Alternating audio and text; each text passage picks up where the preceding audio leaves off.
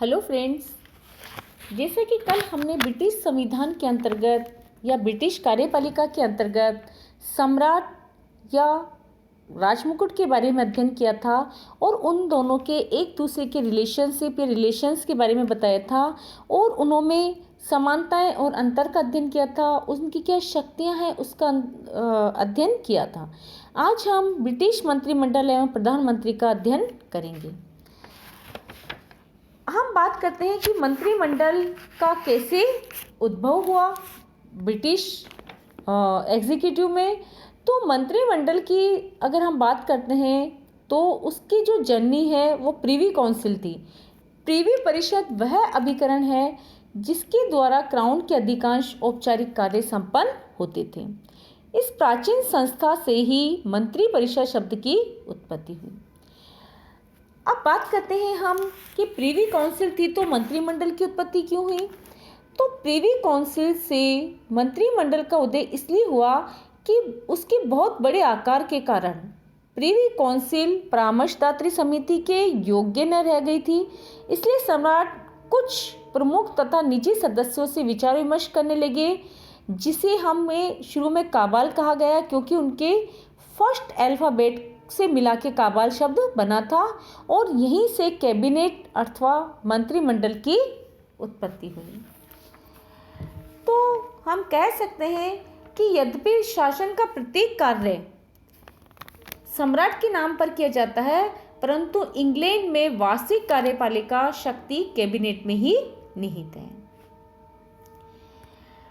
British cabinet का British संविधान में जो महत्व है उसके आधार पर हम कह सकते हैं कि यद्यपि यहाँ पर संसदीय शासन व्यवस्था है और संसदीय शासन में कार्यपालिका का एक औपचारिक प्रधान होता है और दूसरा क्या होता है, वास्तविक प्रधान होता है, और अर्थात यहाँ पर दोहरी कार्यपालिका पाई जाती है। किंतु जो यद्यपि यहाँ पर शासन का जो औपचारिक प्रधान सम्राट है जिसके नाम पर यद्यपि सारे कार्य किए जाते हैं, लेकिन इसकी जो वास्तविक कार्यपालिका शक्ति किसमें निहित है, कैबिनेट में निहित है। जैसे कि बेजोट ने कहा है कि कैबिनेट एक हाइफन है जो जोड़ता है, एक बक्सुआ है जो कार्यपालिका और व्यवस्थापिका को मिलाता है। बात करते हैं हम कि कैबिनेट और मंत्रिमंडल का क्या अभिप्राय है।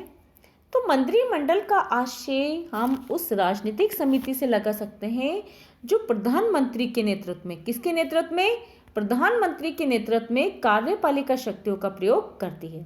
और प्रधानमंत्री कौन होता है, प्रधानमंत्री लोक सदन अर्थात हाउस ऑफ कॉमन्स में जो मेजॉरिटी पार्टी होती है उसका लीडर प्रधानमंत्री होता है और जिसको कि सम्राट चुनता है, यानी कि सम्राट निर्वाचित करता है, क्योंकि यद्यपि सम्राट के पास कोई ऑप्शन और होता ही नहीं है क्योंकि वो बहुमत प्राप्त दल के नेता को ही प्रधानमंत्री बनाएगा।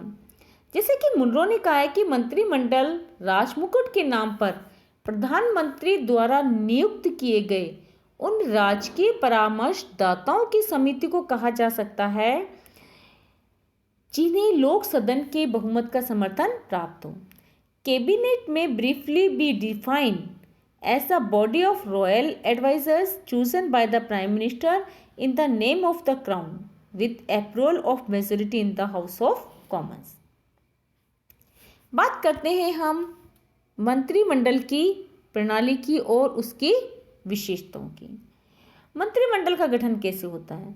सबसे पहले जैसे ही निम्न सदन अर्थात हाउस ऑफ कॉमन्स में चुनाव होता है तो जब उसका जनता के द्वारा जब उनको चुना जाता है तो जो निम्न सदन में बहुमत प्राप्त दल होता है, जिस भी पार्टी को मेजॉरिटी प्राप्त होती है, उसके दल के नेता को प्रधानमंत्री सम्राट आमंत्रित करता है सरकार बनाने के लिए और उसी के परामर्श से अन्य मंत्रियों की नियुक्ति की जाती है और इसी प्रकार से मंत्रिमंडल का निर्माण होता है।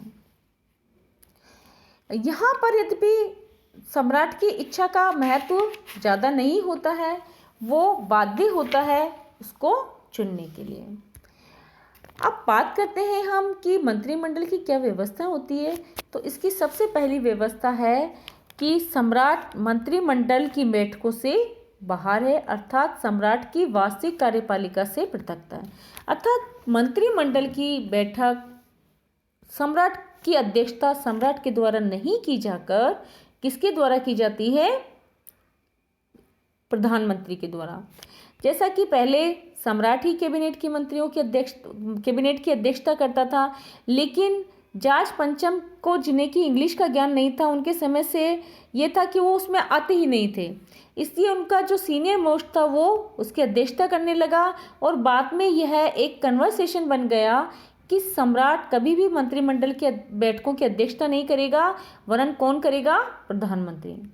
दूसरा है व्यवस्थापिका और कार्यपालिका में घनिष्ठ संबंध पाया जाता है। क्यों पाया जाता है? क्योंकि व्यवस्थापिका में से ही कार्यपालिका का गठन होता है और कार्यपालिका अपने हर एक कार्य के लिए जवाबदेह होती है व्यवस्थापिका के प्रति। तो यहाँ पर दोनों में घनिष्ठ संबंध पाया जाता है। अगर व्यवस्थापिका अविश्वास प्रस्ताव लाकर कार्यपालिका अर्थात प्रधानमंत्री उसके मंत्रिमंडल को सत्ता से हटाने की क्षमता रखती है, तो वहीं कार्यपालिका अर्थात मंत्रिमंडल और प्रधानमंत्री सम्राट को व्यवस्थापिका को डिसॉल्व या भंग करने की सलाह देकर उसे भी अपने पद से हटा सकते हैं।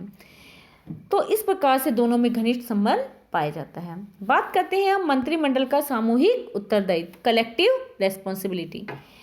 क्यों होता है? हर कार्य के लिए एक मंत्री के कार्य के लिए सिर्फ वो मंत्री, संबंधित मंत्री ही उत्तरदायी नहीं होता है, यानी कि कोई भी पर्सनली उत्तरदायी नहीं होता है, बल्कि सामूहिक उत्तरदायित्व यहाँ पाया जाता है। अर्थात एक मंत्री के द्वारा किए गए कार्यों का परिणाम समस्त मंत्रियों को भुगतना पड़ता है, उनका समस्त मंत्रियों का उत्तरदायित्व होता है।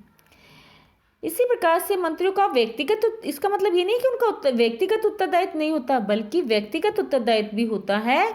और जो किसी पर्टिकुलर मंत्री के द्वारा अगर कोई ऐसा गलत कार्य किया जाता है तो उसे उस पद से अपदस्थ किया जा सकता है। नेक्स्ट, गोपनीयता। यहाँ पर मंत्रिमंडल की बैठकों में जो भी निर्णय लिया जाता है वो गोपनीय होता है और जब तक उसे पब्लिश नहीं करने की आज्ञा हो तब तक वो किसी और को नहीं बता सकते हैं। प्रधानमंत्री का नेतृत्व, जैसा मैंने आपको कहा कि बहुमत प्राप्त दल के नेता को प्रधानमंत्री बनाया जाता है और प्रधानमंत्री के नेतृत्व में ही जो मंत्रिमंडल है वह कार्य करता है। राजनीतिक सजातीयता यहाँ पर बहुत ज़्यादा महत्व रखती है कि जिस प्रकार से अगर एक व्यक्ति का जो डिसीजन होगा, ऐसा नहीं कि पूरे मंत्रिमंडल का जो डिसीजन है और पर्टिकुलर किसी व्यक्ति का वो डिसीजन उसको नहीं मानता है, तो वो ऐसा नहीं कर सकता है। उसे उन सारी चीज़ों को जो कि पार्टी डिसाइड करती है, जो कि प्रधानमंत्री डिसाइड करता है, जो कि पूरा मंत्रिमंडल डिसाइड करता है, उससे उसे सहमत होना ही पड़ता है। तो इस प्रकार से हम देखते हैं कि मंत्रिमंडलात्मक शासन व्यवस्था की जो विशेषताएं हैं उसके द्वारा ये जो मंत्रिमंडल है वह अपना कार्य करता है। जैसा मैंने आपको बताया कि मंत्रिमंडल का गठन प्रधानमंत्री सम्राट को जब सम्राट प्रधानमंत्री को चुनते हैं तो प्रधानमंत्री की सलाह से क्या चुनते हैं, अन्य मंत्रियों की भी नियुक्ति की जाती है और इस प्रकार से मंत्रिमंडल का निर्माण किया जाता है। हम बात करते हैं मंत्रिमंडल के कार्य और शक्तियों की। तो मंत्रिमंडल का जो कार्य और शक्तियां हैं वो क्या है कि पहली है कार्यपालिका शक्ति। कार्यपालिका संबंधी शक्ति के अंतर्गत क्योंकि यही वास्तविक कार्यपालिका होती है और समस्त शक्तियों का उपयोग भी मंत्रिमंडल के द्वारा ही किया जाता है, तो इस प्रकार से उसके कार्यपालिका संबंधी कार्य बहुत महत्वपूर्ण हो जाते हैं।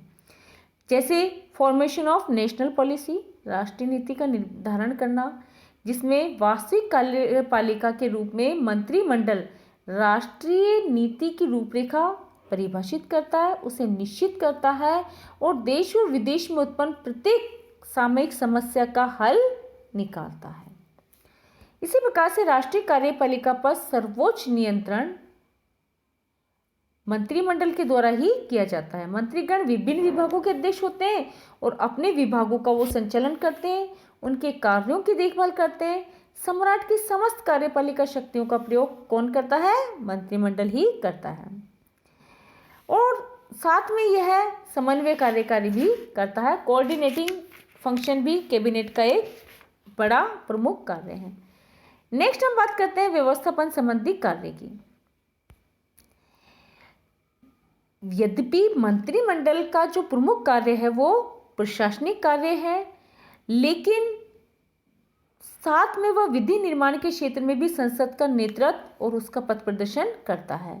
इसे अगर हम लघु विधायिका कहें, लिटिल लेजिस्लेचर कहें तो कोई गलत नहीं होगा, क्योंकि शासन की सर्वोच्च नीति और कार्यक्रम को क्रियान्वित करने की जो कानूनों का निर्माण होता है वो मंत्रिमंडल के द्वारा ही किया जाता है।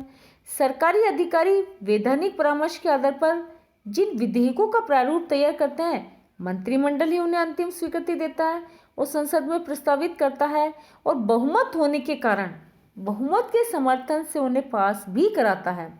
तो अपने राजनीतिक दल को बहुमत प्राप्त होने के कारण मंत्रिमंडल का संसद पर नियंत्रण रहता है। तो इस प्रकार से विधायी कार्य किए जाते हैं। बात करते हैं हम वित्तीय कार्यों की। तो राष्ट्रीय आय व्यय का निर्धारण अर्थात बजट का निर्माण करना, उसे संसद में स्वीकृत कराना भी मंत्रिमंडल का महत्वपूर्ण कार्य होता है। और कहा जाए तो वित्त पर मंत्रिमंडल का ही पूर्ण अधिकार होता है, क्योंकि आय व्यय का जो ब्यौरा है वो वित्त मंत्री ही अपने देखरेख में पूरा कराता है। तो जैसा कि मुनरो का कहना है कि यदि मंत्रिमंडल का अनुमोदन प्राप्त करने के तुरंत बाद सदन में भेजे बिना ब्रिटिश बजट को लागू कर दिया जाए तो इसके अंतिम आंकड़ों में कोई विशेष अंतर नहीं होगा। इसी प्रकार से इसके अन्य कार्य भी होते हैं, जैसे मंत्री इस कार्य के अलावा जो मंत्री हैं, राजा द्वारा जब क्षमा के विशेषाधिकार का प्रयोग किया जाता है तो मंत्रिमंडल अर्थात स्पेशली गृह मंत्री जो होम मिनिस्टर होता है उसके परामर्श से ही किसी के जो क्षमा के विशेषाधिकार है उसका सम्राट प्रयोग करता है, यानी कि उससे वो सलाह अवश्य लेता है। इसी प्रकार से राजा द्वारा जो उपाधियों का वितरण भी किया जाता है वह भी प्रधानमंत्री के परामर्श पर ही किया जाता है। और इसी प्रकार लास्ट है कि ब्रिटिश सम्राट द्वारा देश विदेश में जो नियुक्तियां की जाती हैं उनमें भी मंत्रिमंडल और प्रधानमंत्री का परामर्श लिया जाता है। और न्यायालयों के जो न्यायाधीश या लॉर्ड चांसलर हैं जो कि मंत्रिमंडल के भी सदस्य होते हैं, उनकी नियुक्ति भी सम्राट के द्वारा ही की जाती है। तो इस प्रकार हम कह सकते हैं कि ब्रिटिश संसद में मंत्रिमंडल की अपनी एक अहम भूमिका है और ये वास्तविक कार्यपालिकी शक्तियों का उपयोग करते हुए अपने कार्यों को बखूबी अंजाम देती है। धन्यवाद। स्वस्थ रहें, सेफ रहें।